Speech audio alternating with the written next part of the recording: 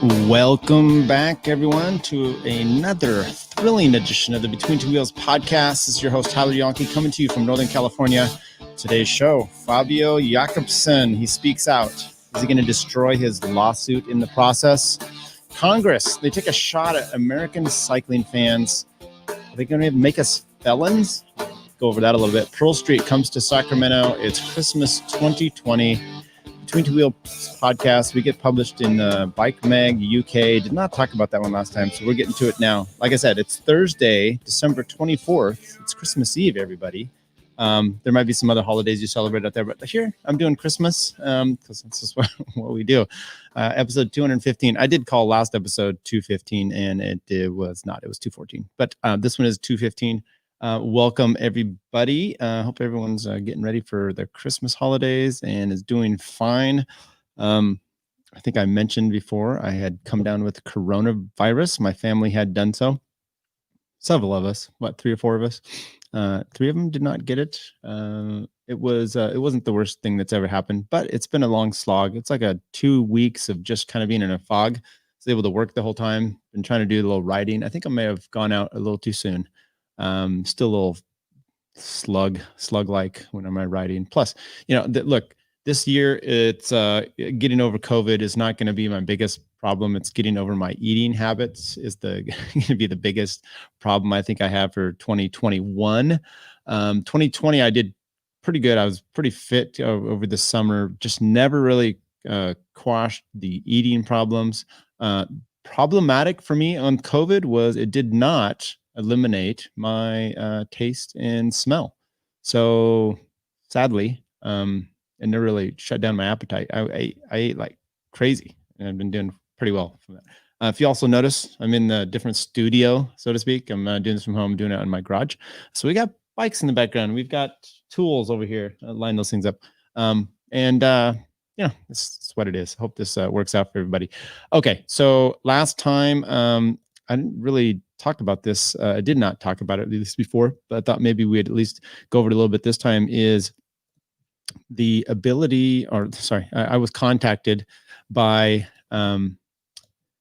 Bike Mag UK, and they ended up doing an article. I wrote for them. Basically, they do racing stuff on there. They do other things, but the real big thing is kind of their travelogue, their bike tour stuff. So I was like, how can I write an article that kind of fits into that? They gave me wide open berth to just write whatever I wanted to do about. So I ended up writing about the individual time trial series that Jason Graffath had started for this summer. Maybe at some point I'll kind of read over what we get, but if you want to, we'll put a link to it. I did not, look, I also asked people that posted pictures and stuff on Facebook if I could use their photos, and I did credit them when I sent it in with the article itself. However, they did not give the photo credits to the people, but it was Chris Dawson, Jason Graffath, Jeff Dorso. I'm sorry if I'm skipping some of the names here. John Simmons. And anyway, they added the photos, so it was pretty cool. I talked a little bit about the American River Bike Trail, the names of it, the birth. Jeremiah, was it Jebediah Springfield? No, that's kind of where it was named after from The Simpsons. Jebediah Smith, I think is what the name is, and kind of some of his history mixed in there. Talked a little bit about the different areas and the types of riding, and the weird fact that we did this over COVID. So I'm not going to read it here, but you can definitely check it out on the Bike Mag UK. As far as I know, it's only available as a download version, not the hard, big copy version you get. Otherwise, I would do it. And look, I wrote it somewhat hastily. I submitted it to them, expecting maybe they'll have a little editor's flair to it. Zero editing that I could tell. So any mistakes that are made in there, grammatical, punctuation wise, it's all on yours truly. But I thought it would maybe be helpful to get it was a good story. First of all, I didn't really talk about specifics that we had results wise. I just kind of wanted to talk about that. It was a great idea that Jason had, and that we had COVID, and that from there we, had to do something this summer, and that it'd be nice to kind of get through that at some point and past it. So I don't know if we're going to. Fabio Jakobsen, he speaks out of his tour of Poland, crash, recovery, and future. So that can be found on Felony, CyclingNews. I think it was a Dutch magazine that had done the initial interview with him. So several different magazines picked it up, probably translated into English, or maybe he had spoken English. But some things I just thought it would come out from there is he has no memory of the event from basically 1 kilometer in. His teammate Seneschal rushed to his side, lifted his head enough to drain the blood that was in his mouth and his nose, and kind of allowed him to breathe. That might have actually saved his life. He thought he was going to die in the hospital about 50 to 100 times. He obviously did not, but he said it was pretty bad. Some of the drowsiness he had every time he would kind of drift into that, he just thought he was dying. He is now back on his bike riding kind of a coffee ride pace. He hasn't done any sprinting yet. That's some notable quotes here. Jakobsen said that he will only, this is on his racing, he will only know if he is physiologically ready to charge into a bunch sprint again when he's in the heat of a race itself. Good job reading, Tyler. Quote, I don't remember anything about the crash itself, Jakobsen said. I'm not dreaming about it. I'm not afraid of falling. I'm not afraid of falling. If I want to come back, I have to dare to dive into a gap. A sprinter who breaks too much does not win. Correct. Neither does Mark Cavendish anymore. Okay, we'll just let that sit out there. On Dylan Groenewegen, quite recently, he asked if we could meet. I can understand that this matter is weighing heavily on his soul and that he seeks closure, but I'm not ready for it. First, I want to learn more about my healing process and is progressing. The better I feel, the better it is for him. He didn't want this either. And he gets a lot of shit over it from anonymous people behind their keyboards. That's ridiculous. And now, editor's note here from me is this a shot at your team director, Lefebvre? I sincerely hope that he can soon do what he is good at, sprinting, and that we can leave this all behind us. Look, Fabio, he doesn't want to talk to Dylan because he's got a pending lawsuit with, as indicated from his Lefebvre, right? His director. So he's not going to be talking about the issues with him, possibly, allowing himself to be persuaded into maybe a little lesser, or maybe not filing it. Maybe offers of compromise between the two. I don't know. I'm just mostly joking around with that. But anyway, it's good to see that he's backing out. We've talked about Rex before and how you saw Chris Froome most recently not be able to bounce back directly from his crash very easily. We've seen this with Josef Balaki before. He's a guy that did the high side crash with Lance into, going into, was a gap there in the Tour de France. I want to say 03-ish. They had that crash there. Then, he was never the same. It happens. Reading the article from Jakobsen, he was demolished, and things that happened to him. So there's a psychological part, then there's a physiological part, getting back. Now, maybe to his credit, he might not have these, PTSD issues because he doesn't actually have too many memories of the crash itself. So he may not have that problem, but the fact that you've gone down and wrecked, you may not remember what the feeling of going into there, but you may remember everything that went into it before, after the fact and the recovery, and go, I'm just not that interested right now in diving into those cracks, taking those corners, using those gutters that I might be before. So with that said, maybe Jakobsen won't be quite the sprinter that he was. Look, he's got to get back physically, and then he's got to get back mentally. So we'll see how that is. And, he is on DeCorny Quickstep. For all the dislike I do have of them, they are at least a team that can lead out a sprinter quite well. I mentioned this last week, talking about Cavendish being back there. And, he did great with them before. Viviani did great with them. Then he's gone.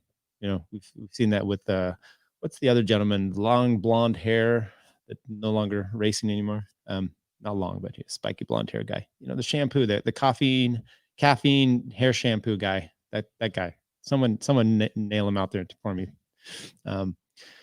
anyway, so it'll be interesting to see what he comes back with. It will also be very interesting to see Groenewegen. If Groenewegen, kind of the opposite. I mean, he went down too, but not like the Jakobsen. If he will have second thoughts about, hitting a gap and doing such things, because anything he does is going to be highly scrutinized. If he's going to deviate off his line a tad bit, I mean, if he did anything like Julian Alaphilippe were to do, he'd probably be incarcerated, just going forward, just because of the high scrutiny that he's expected to be a criminal. I mean, Julian Alaphilippe should be thought of one too, right? No? Okay. Pandemic relief includes cycling. Does it really? Well, let's talk about that in a roundabout way. So recently, I don't know if you maybe heard, there's a relief bill packaged as such, drafted and sent to President Trump, and it seems like he's returned it. He didn't veto it. He did return it back, saying he wasn't going to sign it, and they should amend it.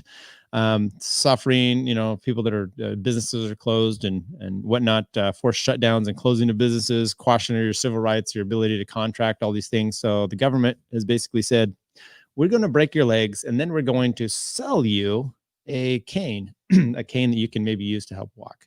And that cane includes $600 of relief, but that relief package includes a whole hell of a lot.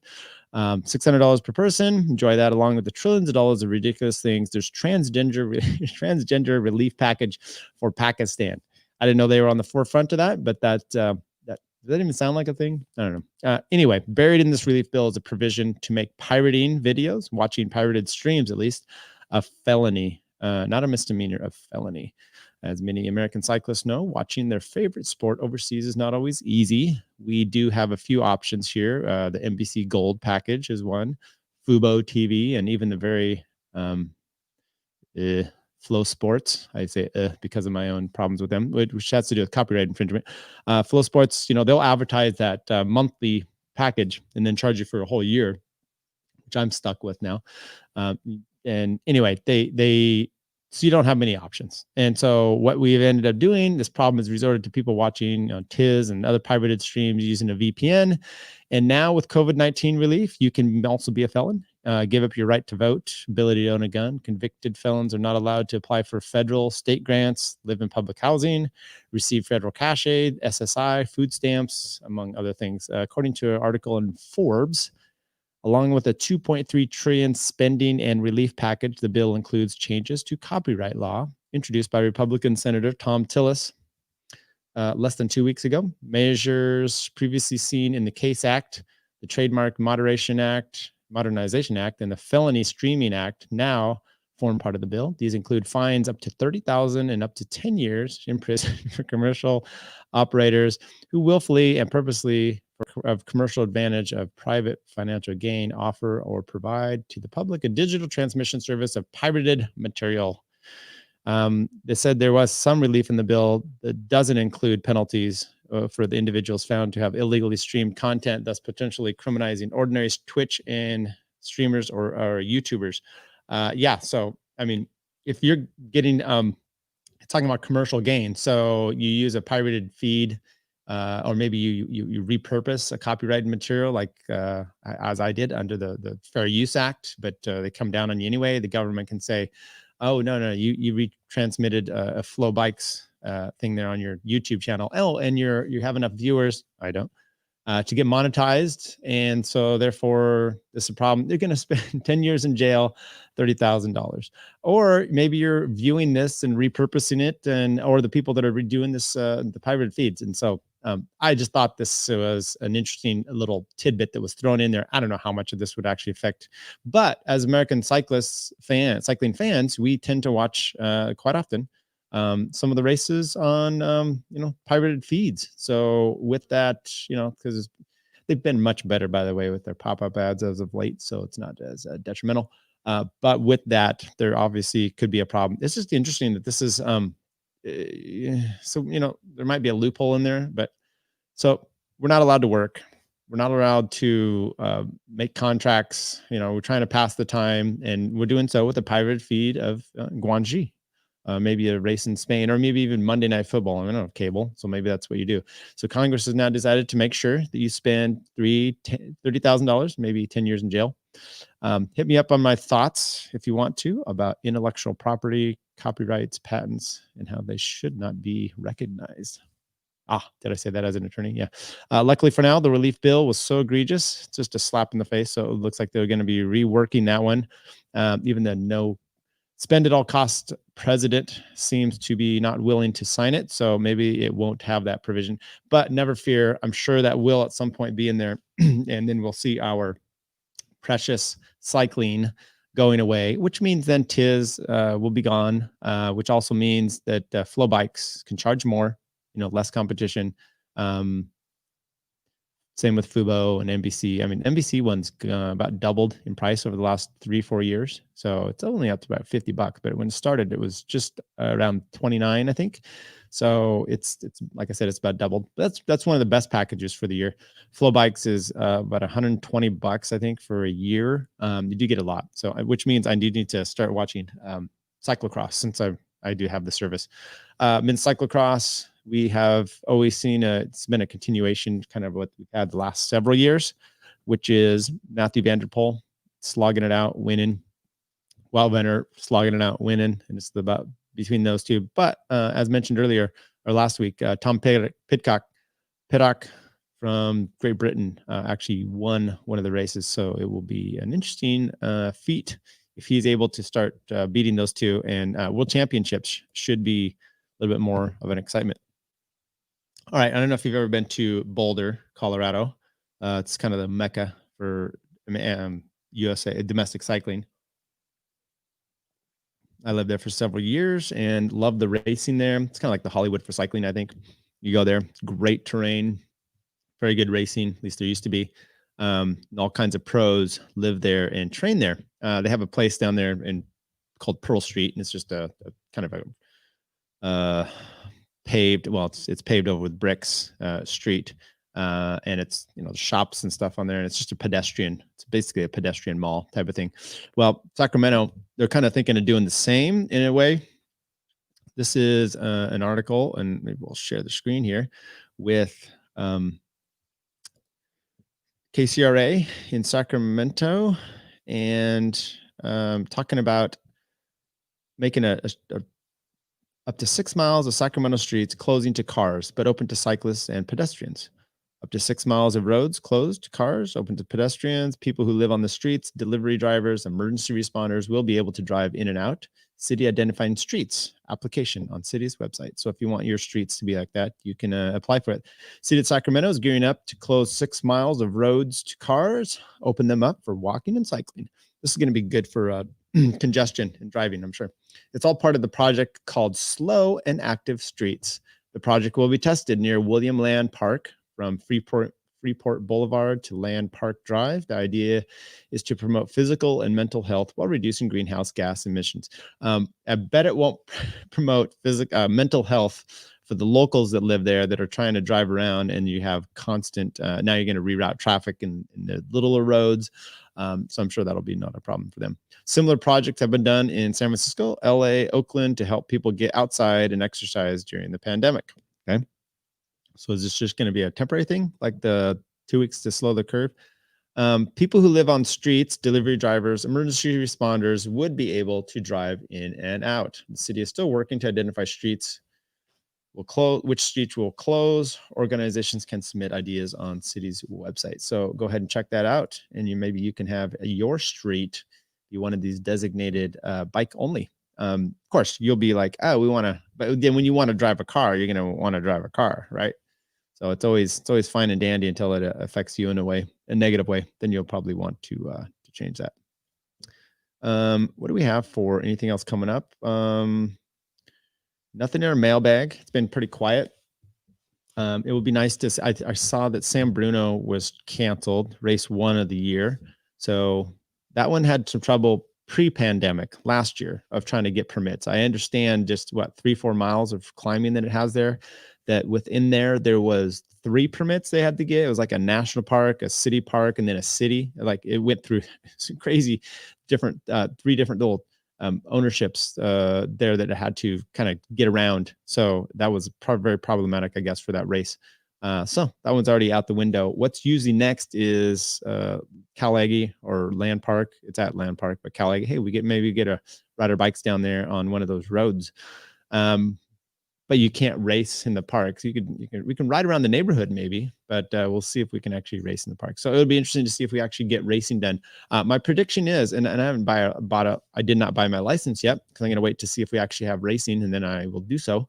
Once again, I would like it's outdoor activity. Get on my high horse a little bit here. As a COVID survivor, been out riding the last few days, finally getting out. It's been cold, but beautiful weather.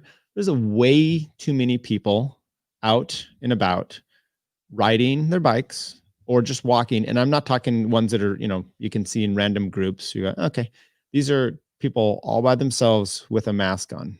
I understand, believe the science or whatever. What science is that? Those people are not, they're, if you believe that the masks don't work at all, or this whole COVID thing's a joke, you might be on the same par as these people wearing a mask. So my point is, let's get out. Why can't we should be able to get out and race. We should be able to, maybe we should do the ones like I've already had COVID. So I think I'm clear. I'll be able to race, right? I'd be all down for that. But I'm not buying my license until then. And then I think you're going to end up probably seeing a bunch of like gravel, an unsanctioned racing, maybe Grand Fondos come to the fore this year. That's kind of my idea. If cities and towns aren't willing to license or to allow you to get a license to put on a race, maybe you're going to end up seeing some of these random race rides take shape a little bit more. Who knows? I don't know. I would like to compete either way. So anyway, everybody, I hope you have a great Christmas. Happy New Year. We'll probably do another show. I'd like to do a roundup, kind of a wrap up of the season, the riders of the year, the villains of the year. If you guys want to submit some categories that we can do, that'd be great. Just do that on the YouTube page. And by the way, check the notification box. Just click that there so you know when we go live, because I think we would like to do a few more live shows. We're just been doing some recordings as of late.